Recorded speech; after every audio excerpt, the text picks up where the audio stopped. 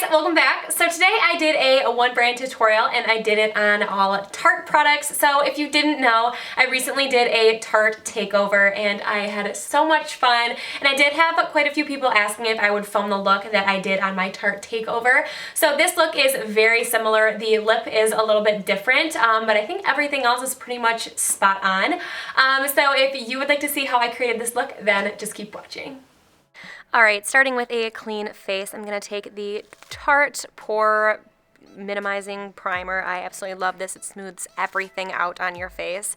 Then taking the Tarte Rainforest of the Sea foundation, I'm going to take a couple of squirts on this on my beauty blender and dab it in. I needed to mix two colors because I don't have a shade that matches me perfectly, and I am using the new Sigma beauty blender. I absolutely love this, and I love it because you can do so many different things with it, which I'm going to show you here.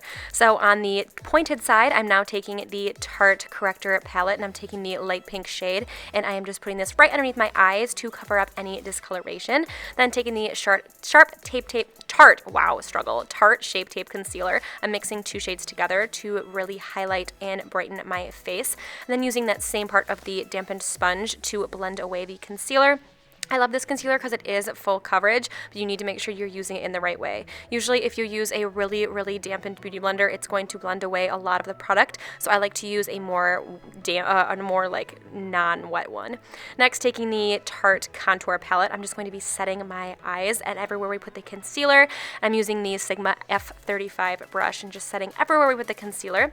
Then taking the Tarte's To Glow palette, I'm taking that bronzer shade or the contour shade with the edge of the beauty blender, and you can see it gives a really precise line, and then you are able to blend it out as well. I love this because you can just do so much.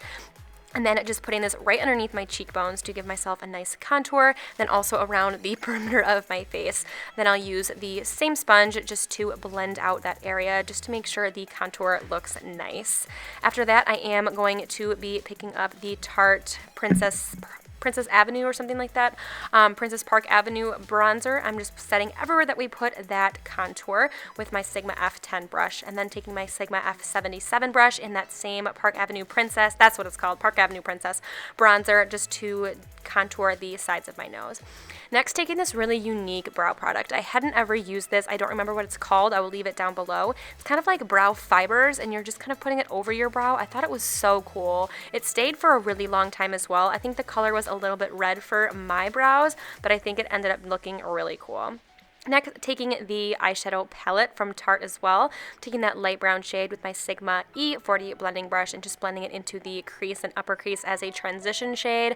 I love this palette so much, guys. If you don't have it, I think it's a fantastic palette.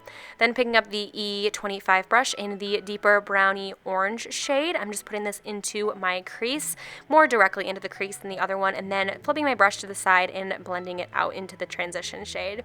Then taking the darker brown color, I'm using the same brush and just putting it in the very outer corner of my eye, and then blending it into the crease and tilting my brush again to make sure everything is nice and seamlessly blended together. Next, taking that sparkly shade right there, this is a champagne-y color. I'm just putting it all over my lid where I had not put any prior color, and then going back in with that dark brown shade to make sure it's blended. Then taking this really pretty kind of cranberry purple shade, I decided I want to do a little bit of color on the bottom, but not like too much color, and I just put that on my lower lash lines. Then curling my lashes, which I never do. This is the Tarte Curler. This was a few years back for their holiday collection. And then taking this amazing mascara. I love this. I can't remember what the exact name is, but it's like a brown black color, and oh, it's just so pretty, and it's so natural because it's not like super black, it's just like brown black. And then taking the Tarte Wheel blush. This was the holiday this year, and just picking up a blush on my Sigma F40 brush, and then taking that same contour palette that I used before, I'm just taking a smaller brush just to contour my face just a little bit more. I had felt like it wasn't contoured-y enough. You know, you just can't have enough contour, you know what I'm saying. After that, I'm going to go back into the Tarte's Pro Glow To Go, and taking, I think it was the shade Stunner. This highlight is so insane. I absolutely love it.